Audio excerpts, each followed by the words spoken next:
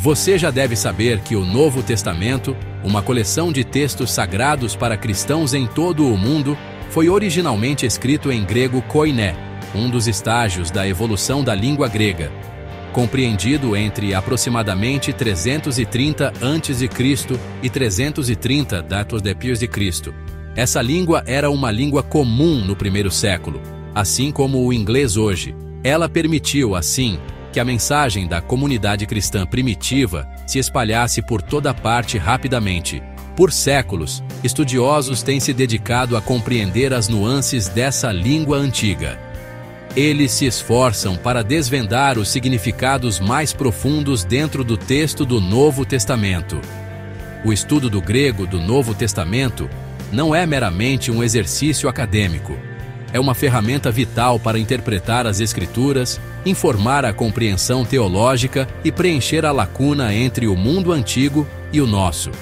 Este ensaio mergulha nos recentes debates acadêmicos em torno do estudo do grego do Novo Testamento.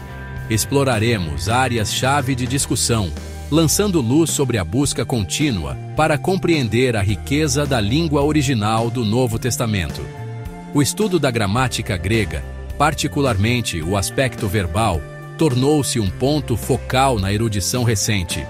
Atualmente, um número crescente de estudiosos reconhece que o aspecto verbal, que reflete a perspectiva ou o ponto de vista do autor ou falante sobre a ação, merece maior atenção do que o tradicional conceito de Aktionsart, que descreve a forma como a ação ocorre. Essa mudança de perspectiva tem implicações profundas para a interpretação dos ensinamentos do Novo Testamento. Além da gramática, este ensaio também se aprofundará no campo da análise do discurso.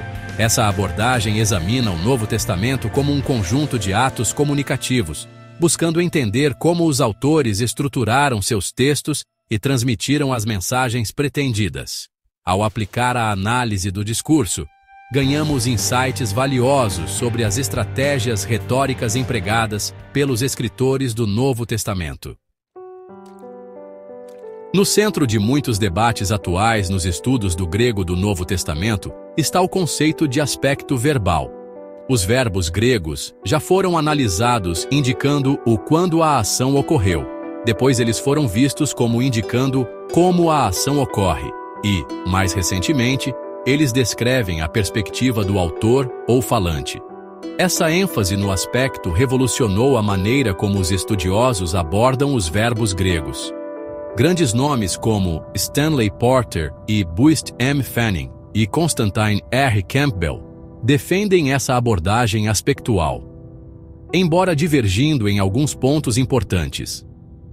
Stanley Porter, o qual aplica a linguística sistêmica ao estudo do texto neotestamentário, entende o aspecto verbal como sendo uma categoria semântica sintética, percebida nas formas do verbo, aplicada a oposições de sentidos em uma rede de sistemas de tempos, para gramaticalizar a escolha subjetiva, fundamentada do autor da concepção de um processo.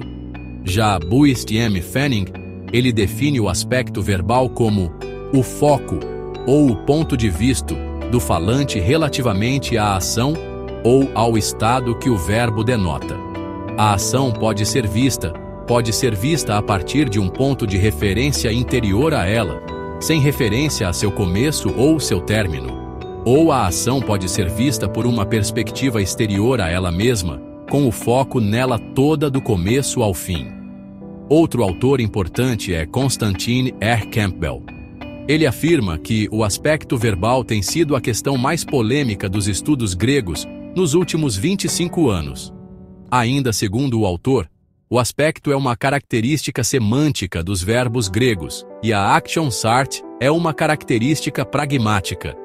Ele entende o aspecto em conjunto com os valores espaciais de distância e proximidade.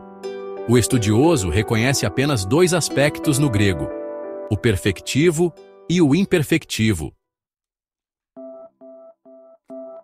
Tradicionalmente, o presente histórico é um fenômeno gramatical onde um evento passado é descrito usando o indicativo presente, onde se esperaria um indicativo aoristo.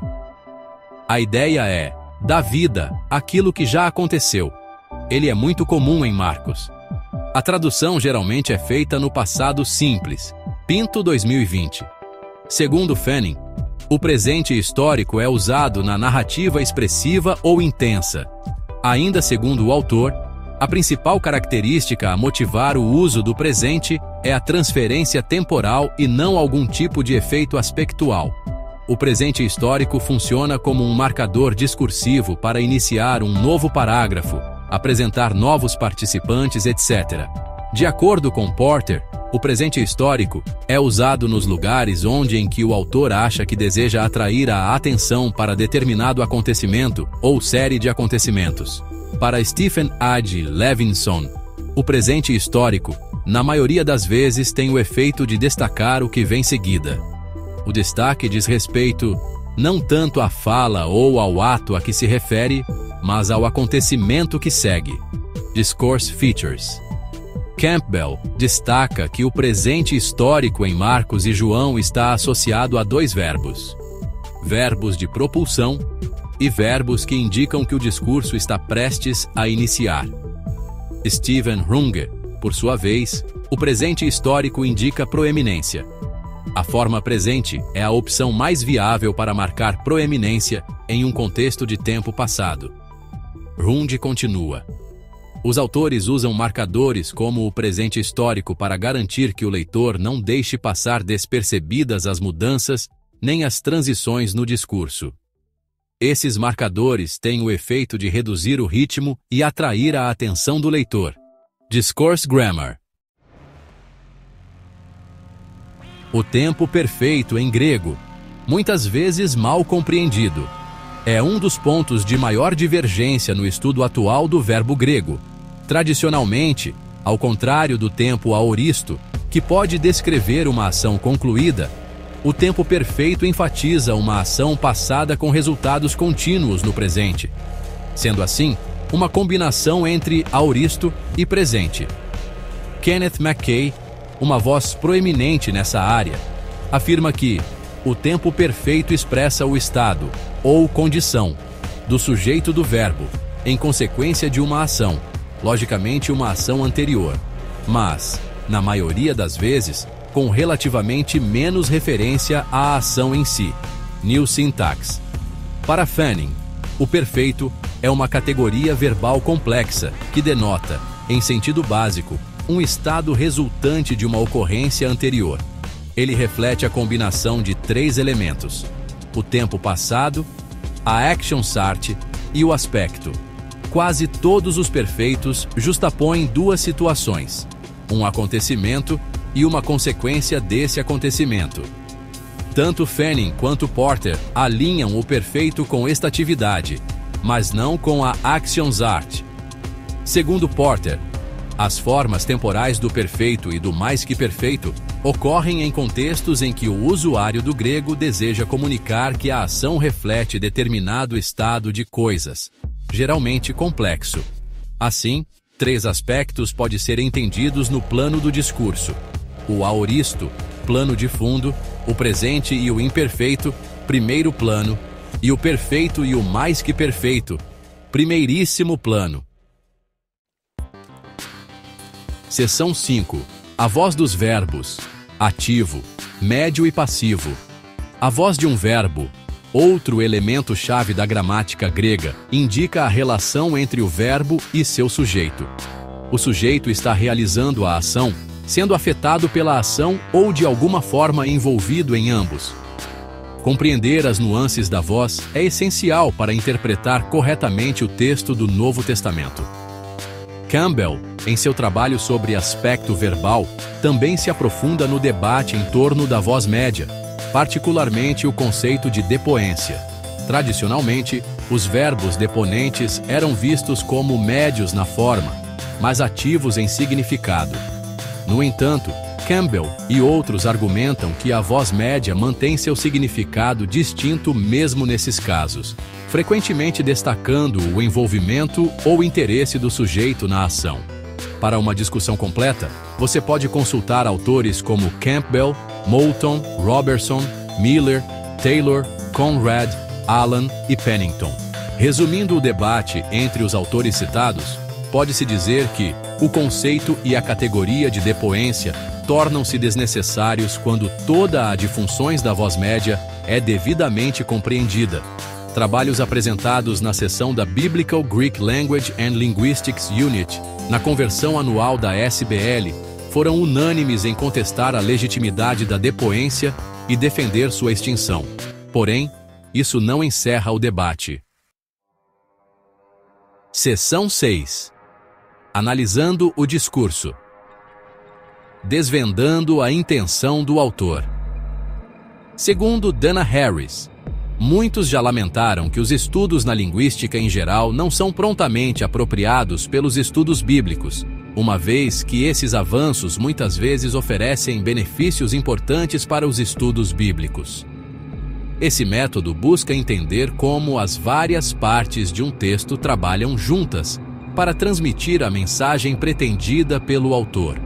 Campbell apresenta uma boa definição de análise do discurso.